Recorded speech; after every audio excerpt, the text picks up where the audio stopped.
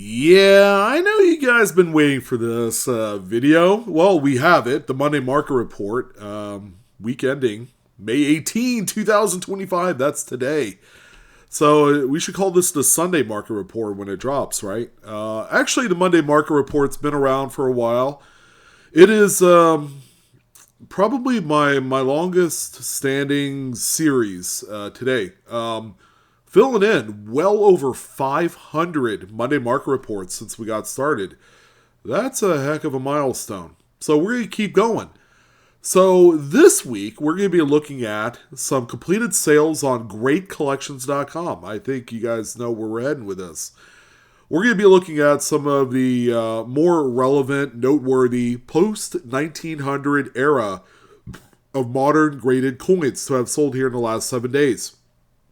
And it's real simple. We're going to kind of like recognize some trends, see, if there's any particular pieces that have come to the market that we haven't seen before or haven't seen in a long time.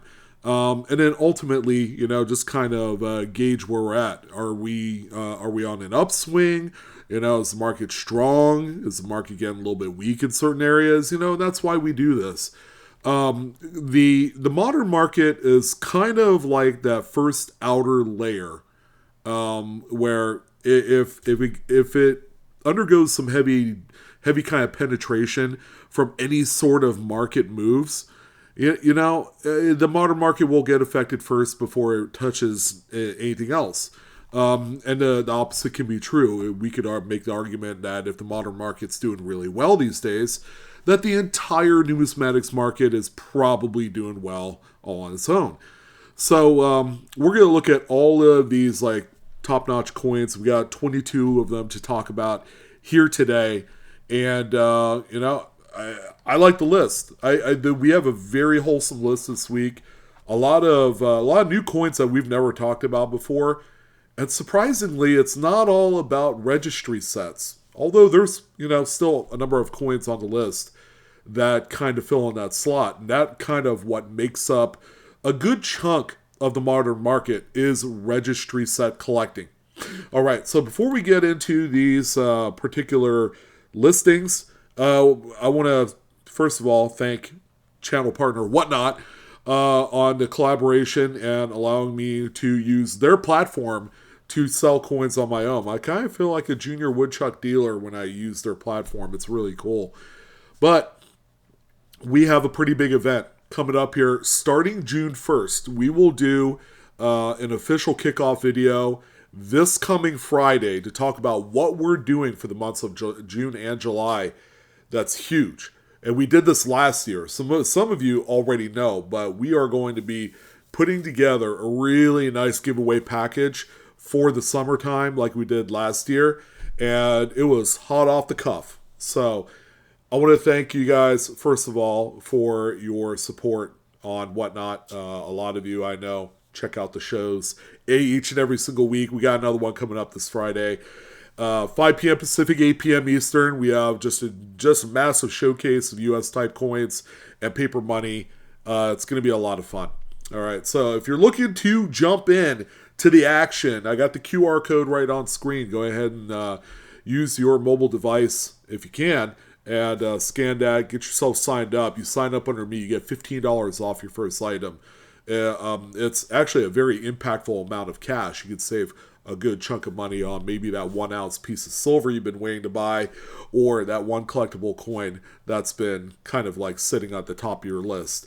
Whatever the case may be, you will save some money on your very first purchase. If you don't want to use the QR code, we also have the clickable links down below in the description box, and we will have it pinned in the comment section of this video as well. All right, so thank you guys again. Hope to see you guys coming up here this Friday with another big show.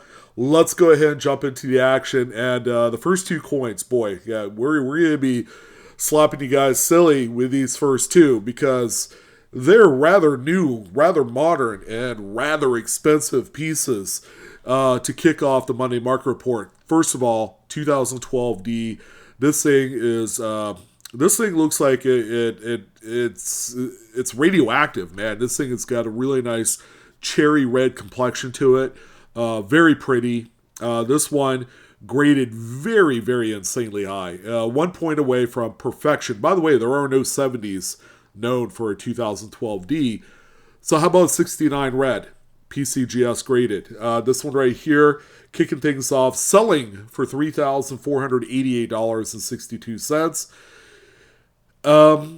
I'm going to say that, this coin here selling for as much as 1 ounce of gold is quite crazy. For those of you that aren't aware, yes, coins like this that are barely 10 years old, they can sell for that kind of money. And the big driver, again, is the registry sets. Registry set participants are looking for the finest graded examples of each and every single date. Guess what is the hottest US type coin series today? Lincoln sets. That's right. Lincoln sets is the number one. They are high atop, and then everybody else is number 2, 3, 4, and 5, and then so on. So people care about what we call America's coin. And, they're willing to shell out some of the big bucks in the most irrational way. And this is like one of those prime examples of, why you guys need to stay in school and stay away from the drugs. Because if you're out there spending $3,000 on a 13-year-old Lincoln set, things can go awry pretty quickly. But for some of you with more money than you know what to do with, then you know what to do with this coin. Same goes for this 2011. It's here specifically for registry sets. Now, this particular example was graded Mid-State 68 Plus, red, through PCGS. Another really supreme bomb grade, if you ask me. 2011, 2010, the first few years of the Lincoln Cent series. And keep in mind, we were in the middle of a recession when these two coins came out. There were less people working at the mint. There were less of them made. The quality control was a little suspect during this time. So finding some really, really high grade specimens can be a little bit of a challenge. So this one right here, I'm happy to report in the 68 plus. Remember, this is actually a 0.5 point grade lower than the 12D we just looked at, yet it's sold for more money. $4,112.49 on Great Collection. Just ended moments ago. A rather wily coyote kind of coin right here. It's crazy. Again, there's really no other words to help justify the market other than irrational, crazy. Why would anybody do this? And all that. I know me personally, I can't get into registry sets because I understand how much money it takes to even pursue something like this. We are at the height of the market of registry coins, and you guys need to know that. Kind of like where we fit in, again, not financial advice, is where we find these for ourselves, grade them, and then help feed the registry market.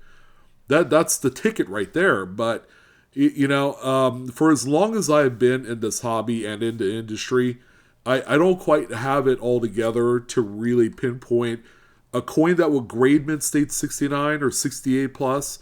Those things are, they're unicorn coins to me. So, I don't know. I'm just letting you guys know it can be quite the endeavor. Now, this one right here, very achievable. I've found a few of these over the years. This is a 1980'S.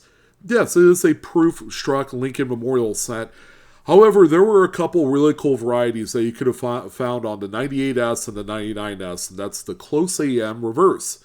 So, kind of flip the script here. You know how we have to find the wide AM, 1999s and 98s? On the proof coins, we have to find the Close AM, And they're not nearly as tough as you guys believe. Again, I've probably found maybe 4 or 5 of them over the course of the last 20 years, and I'm really not actively looking for these. Now, this particular one grades out at a perfect Proof 70 deep cameo, red, says Close AM right on the holder there. I mean, proof coins are part of the registry set if you want it to be. Same with varieties and things like that. This particular example, in the most perfect grade possible, ended up selling here this evening to the tune of $3,555. So again, another rather pricey coin, but it has the grade out at that perfect level. The ones that I've had have all graded 67 and 68, and they're about $200, $300, $400. So just to give you some perspective of how big of a jump it is from what we call or seem to think of awesome grades compared to the ones that are just really truly genuine in their own right because they're a perfect 70. Next one that we have here. Now, this is a coin, ladies and gentlemen, that has been trending downwards over the course of the last, I'd say, 12 to 18 months. And a lot of that is in due part to the robust amount of supply of the examples that are graded at Mint State 69 red, which again seems pretty outlandish considering it's one grade point away from perfect. And we are talking about a coin that, as of this year, is 30 years old. And that's the doubled die obverse 1995 Lincoln Memorial Cent. This is the coin that we've all kind of like pursued at the time. I remember very fondly because I was just starting in the hobby. This particular coin was covered not only on national syndicated news, but also in the newspapers as well. Find this coin. Coin dealers are paying $200 to $300 a pop for them. Now, here we are 30 years later. The coin has aged gracefully. People are adding them to registry sets. Of course, they have to be at the highest grade level, which is what this one is. However, this one ended up selling today for $1,555.88. About 6 to 12 months ago, these were kind of falling in 69, right around $2,000. But we have seen just a fair amount of supply being injected into the market over the course of the last 6 to 12 months, and that has greatly affected the value of these. Now, they're not nothing.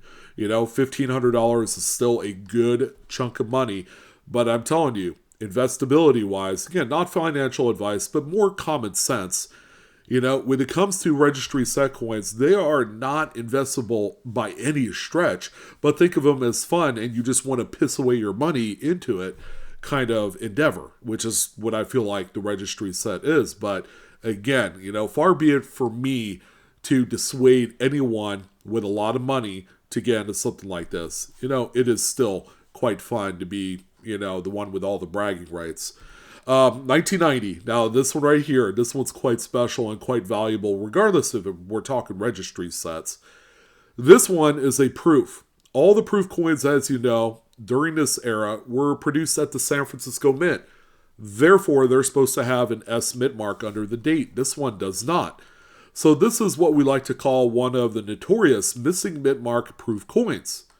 Now, there is one exception. There is one circulation strike coin that actually is one that you can find in circulation that's missing a mint mark, although it's not an S mint. So stay tuned for that.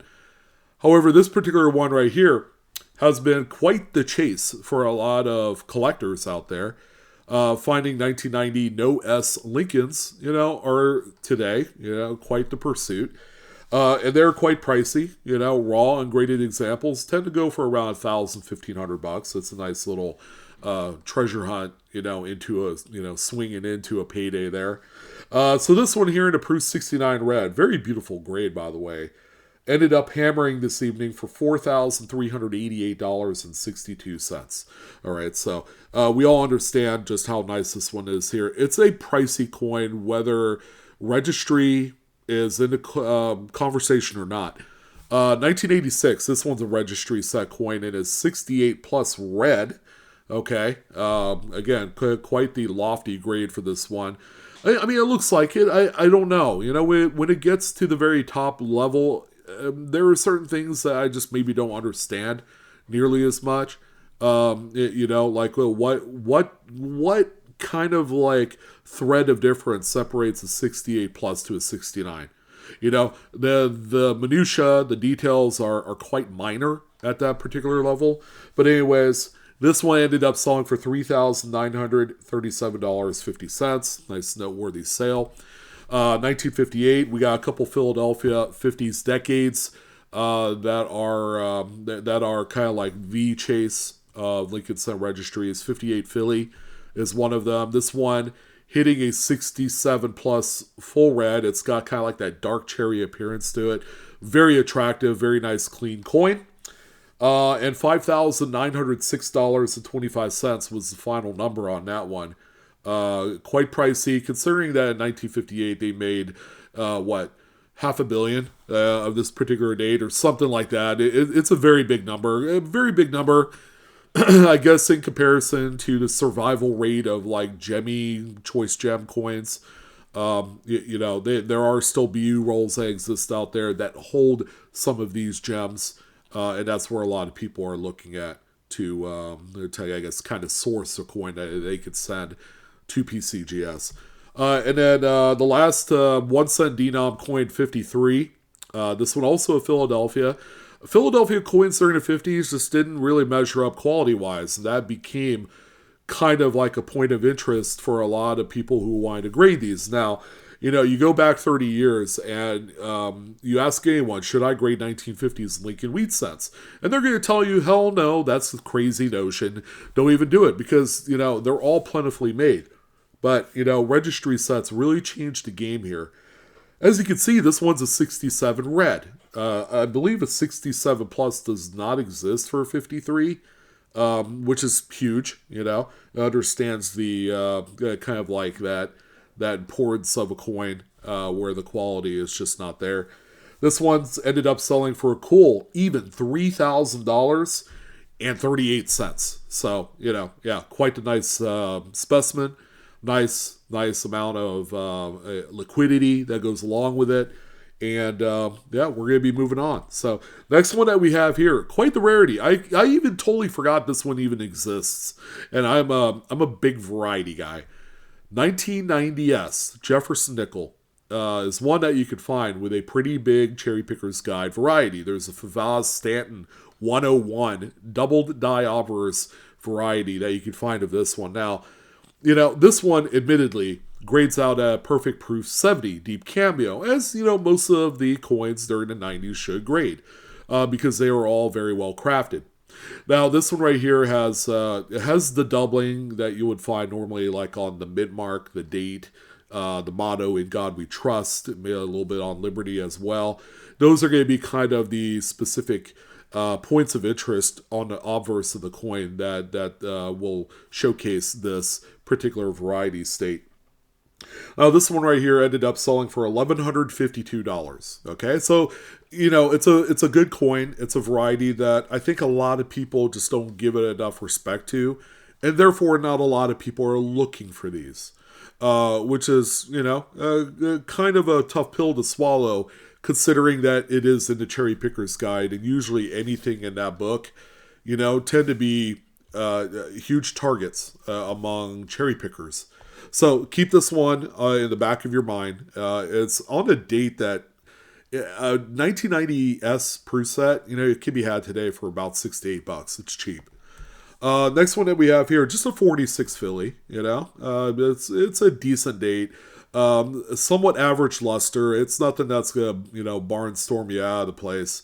But this one here, NGC graded this one mid-state 67, 5 full steps. The full steps, I'm a little iffy on. I'm a little 50-50 on that. It's awfully close. I would love to see this coin in hand in order for me to make that determination that it is 5 full steps. This one sold for $1,070.75, just barely breaking over what I consider to be like my minimum. Usually I focus on coins that sold for around $1,000 and up. This one just barely making it. We have a couple really nice Buffalo nickels. The 38 D over D. Okay, so this is RPM number 2 of the particular date here. This one grades out mid-state 67 through PCGS. Also has a CAC certified sticker on it, so the carpet does match the drapes in terms of the grade to what CAC is saying here. Probably not the best analogy to use, but we all understand that, because if you're an interior designer, then you probably know what that means. But in any event, this one ended up selling again for right around that minimum, $1,028.25. We also have this one here, which is kind of like one of the very sneaky, tough dates. 34 and 34D. I could honestly say is nothing like 35 to 38. Not even by a stretch. These are quite tough. To find one that's in good enough shape that they're worthy of grading. This one, by the way, NGC assigned a mid-state 67 to, which is fine. And it's not even that perfect of a coin. It's got what looks to be a very light kind of, carbon spot right on the body of the bison on the reverse, the buffalo.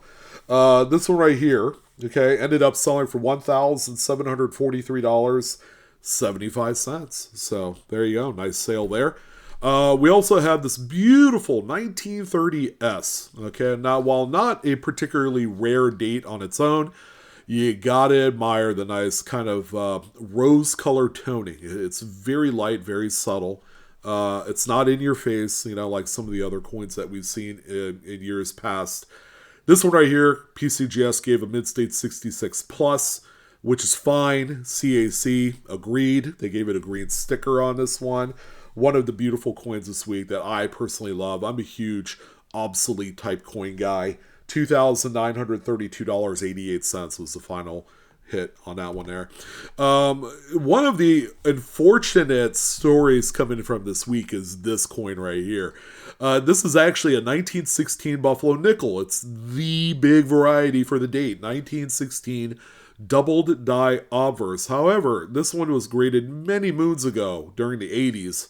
Annex has this one in an old soapbox holder, which puts this one right around 1987, 88, somewhere around there. So it's quite an old grade. Okay, the grade is fine, which they've assigned genuine on.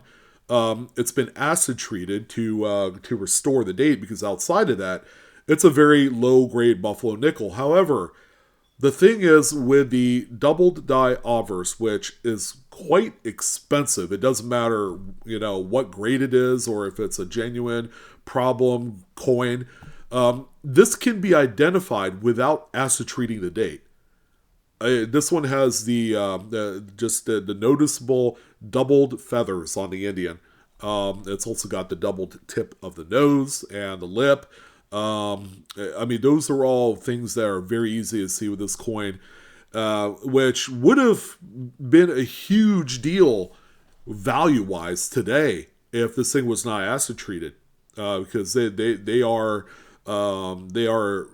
attributed using a couple of those other areas other than the date. The date is impressive, but you can barely see it on this one, even with the acid treatment.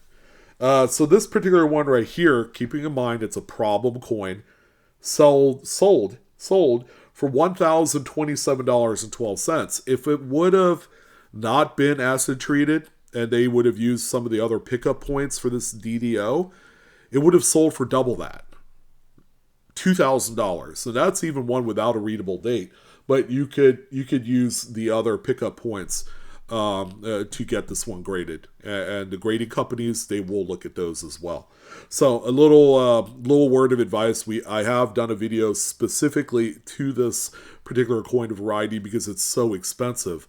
I believe examples that grade right around VF are worth like nearly $10,000. So it's one of the crazy zany kind of like wild coins that you could find out there.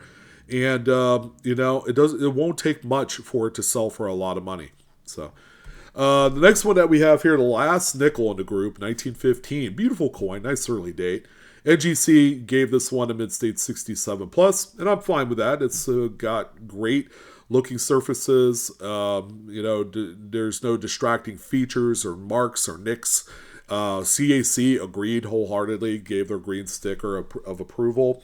This one sold for $2,596.50. We also have this one, our big kind of like coin of topic for the week, 1982. This is the only circulation strike coin where the mint mark is completely missing. All right, and that's totally due to error. I'm sure that, considering that this was pre-1990, they were still tapping in the mint marks into the working dies. So this one, they just forgot to put the mint mark on there. Now, we all associate no mint mark coins to be Philadelphia minted coins anyways. However, if there's supposed to be a P mint mark on this one, all right, it just has to be. Now, when there's one that doesn't have that, obviously that's a huge variety. That's a huge variation on there. So this one you'll notice it says strong on there, which means it has a very nice strong strike on both sides. There's also a weak version where it has a very weak strike. So there's two different types. The one that's strong typically commands the most amount of money. So this one, I love the grade, by the way. It's 67 plus full bands is it's great. I mean, this is what dreams are made of. This particular one ended up selling for $2,700. All right, and it's a coin that even today you could look for and find in those bankrolls and change. Lots of these have been found over the years. So yeah, again, another one to add to your Rolodex of roll hunting fun. If you're not looking for these, then you're probably doing it all wrong. The final dime, we're going all the way back 82 years earlier to the 1900 Barber dime. While it's a very common date, what's not so common about it is the grade. This one, Mid-State 66. Barber coinage in general has been, workhorses of their generation. Very few of them were ever saved at the highest state of preservation, which makes these a very fun find and a very fun coin to invest in because, there's just not a lot of them out there in mid-state condition, period. So this one ended up selling for $1,023.75.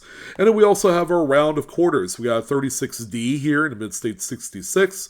A little bit of kind of speckly, radley kind of toning on there. CAC certified as well. This one kind of a shocker, even in the 66.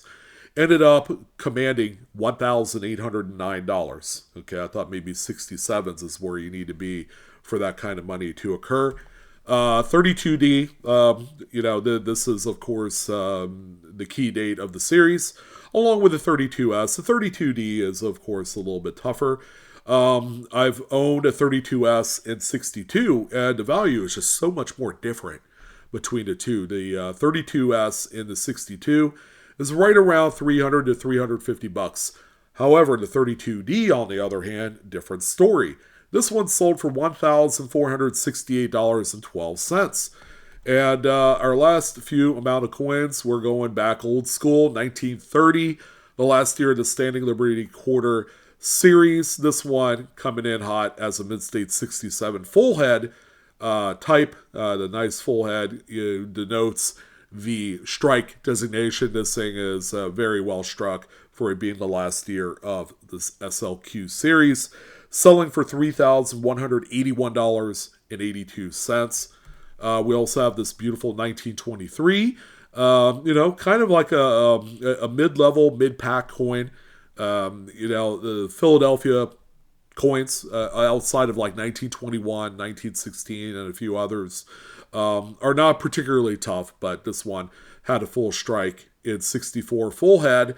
Our only one lonely singular CAC G graded coin of the week, and this one sold for $1,350, and probably the beauty of the class of quarters is the 1913. All right, so again, don't let this one fool you. The fact that it has no mint mark, it's not a Denver or San Francisco coin, should really mean nothing because 1913 Barber Quarter is one of the later date keys. I believe just over like 480,000, 484,000 or whatever that number is of this particular coin was made. So it's a very exclusive class of coin. And the fact that this one comes in at a Mid-State 65 and a cat green sticker, I mean, when we look at that total number and then kind of designate a percentage of that number in which those particular ones circulated, this is a very elite class right here. So, yeah, I mean, pretty nice sale on this one. $2,974 was the final number on this Barber Quarter for the evening. And that, ladies and gentlemen, is it. That's a wrap. So just to kind of reiterate, information provided in this video is for educational use only, not financial advice. You should not take it that way. Please collect and or grade your coins responsibly per usual. And that's going to go ahead and wrap things up for this edition of the Monday Market Report.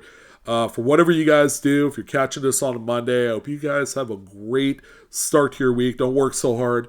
And then for you folks there on a Sunday that's catching this right now, have a great evening and have a great week. Everyone have a great week in general as we get to that very close, important date. May 31st, Memorial Day, seems to be kind of like that date where we see where the market goes. Will summer pull people away from the market and cool things down? We haven't seen that in a while. I think we're due for one of those. But yeah, we got a couple weeks before we find out. So you guys take care. Thank you guys again for everything. I'm your host, Sean, Blue Ridge Silverhound, out and about. So I'll see you guys. Take care.